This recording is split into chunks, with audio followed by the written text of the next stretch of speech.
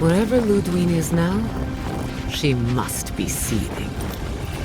Of course, we'd be happy to kill her again, if needed. She's done for, but we're not. Whatever's next, we'll face it. Together. Gods, you're all gonna make me sick. But carry on. Unraveled at last. We no longer feel her wire against our flesh. We are free always. We are free forever. Silence falls over Paradise, as though the city is holding its breath. Then you hear it, the ringing of a distant bell, the waving of banners, and cheers of victory. After a short and bloody conflict, the dust has finally begun to settle. You feel Sapadal close to your thoughts, stirring with interest. The god of the living lands is observing this moment, unfettered by confusion or fear. For the first time in centuries, they understand. The Paradise militia rallies to you, the outsider who defended them in their hour of need. Whatever happens next, you have won their confidence. You take a moment to reflect on the calm. Not so long ago, you arrived at these shores on a simple errand, which turned out to be anything but simple. The dream scourge is over, and the island has been cleansed of plague. A time of healing and mourning follows. People look to you for answers about the source of the affliction. You tell them the truth, how the plague came from a power beyond mortal understanding, and how it is finally at peace. Thanks to you, the living lands has escaped Adiran oppression. The free settlements unite under a common banner and begin the fraught process of negotiating new traditions and values. The Empire withdraws. The frontier remains wild, but not for long. Paradise's rebels cannot accept your version of independence. After the assassin Egwolf died in custody, only a few of his people ally themselves with the United Settlements. To them, you will always be the oppressor. The Oracle Sargamus emerges from the Temple of Aethys, unburdened by any purpose but for the one you gave him. He sets out across the living lands in search of the sick, lost and grieving, and he gives them the comfort of fellowship where he can.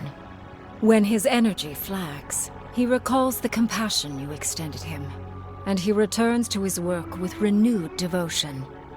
His new labors cannot fill the hole left by his god's passing from the world, but they give him succor during the long hours of the night. He dies alone in the Deerwood, beloved of no one, but remembered by all he knew. He does not forget you. The refugees of Emerald Stair find a cold welcome in the city of Paradise. Animancy is frowned upon, but their knowledge of agriculture is highly valued. The first bountiful harvest improves relations. The ashes of Fior Messiverno continue to smolder. Scavengers avoid the ruins, fearful of spirits unleashed by animancy gone awry. The once promising city is nothing but a cautionary tale. For the people of Shatterscarp, independence is bittersweet. Those who cannot withstand the grief inflicted by Ringgrim's spell leave the settlements, vanishing into the wilderness. Those who remain find themselves forced to cooperate with others, often begrudgingly. With so many dead, the need to stave off hunger outweighs any distaste for certain trading partners. Solace Keep clings to its long-held isolation at first. But after mourning her friend Kostya, Mihala reluctantly deigns to open the doors of the fortress. Some dwarves greet newcomers with glee.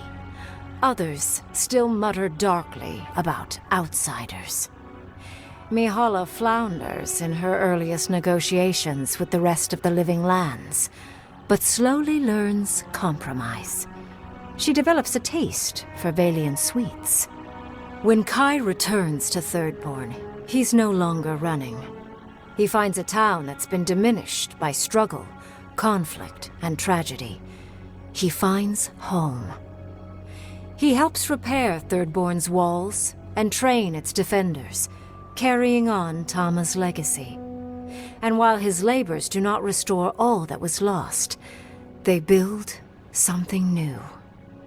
With his travels alongside the envoy complete, Marius is left directionless once again. Rather than disappearing into his cups, however, Marius leans on his time among his companions to give him the strength to re-enter society and find comfort in civilization. He establishes a route between Paradise and Thirdborn, guiding travelers between the two in return for money and supplies. And while he has a reputation for being aloof, he joins the campfires from time to time, sharing stories of his time with the envoy that most travelers believe are completely made up. Giada learned much in your time together. How to stand up to authority, how to face the unknown, and how to move on from the past. But her family's unfinished work weighs heavily on her soul. Her inheritance is the burden of achieving the impossible. Such is the life of an animancer. At least now she has the right tools for the job, and new friends to help her through hard times. No longer under the threat of imminent death, Yardsley returns to the Animancers.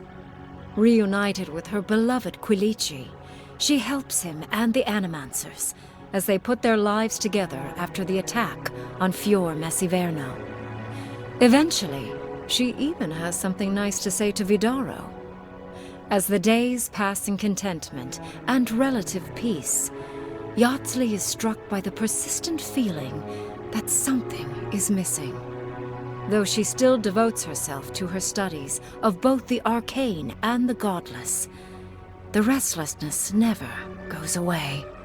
Freed from torment for the first time in centuries, Sopadal turns their prodigious curiosity to the people that shaped them.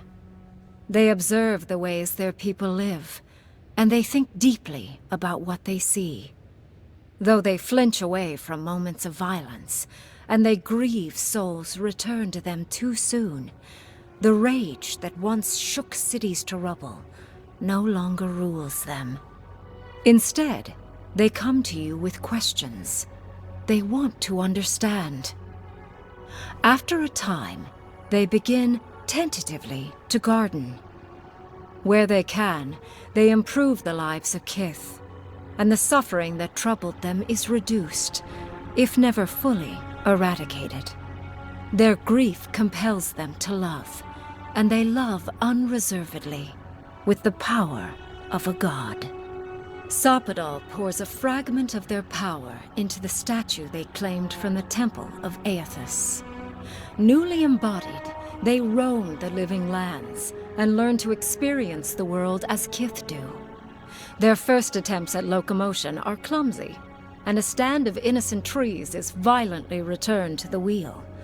But as their confidence grows, so does their grace. Soon, they are bounding across the plains of eastern Dawnshore, leaping the river gorge in Emerald Stair, scaling the shark's teeth of Shatterscarp, and fearlessly wading into the Tusk's acid sea. When they break, they come to you to put them back together, and in time, they learn to fix themselves. They wander far afield. You see less of them, but they are never far from your thoughts. And on the rare occasion they return, they always bring you something beautiful and strange. The sounds of celebration pull you out of reverie.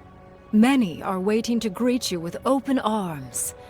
You take a moment to catch your breath and savor it, because everything is about to change.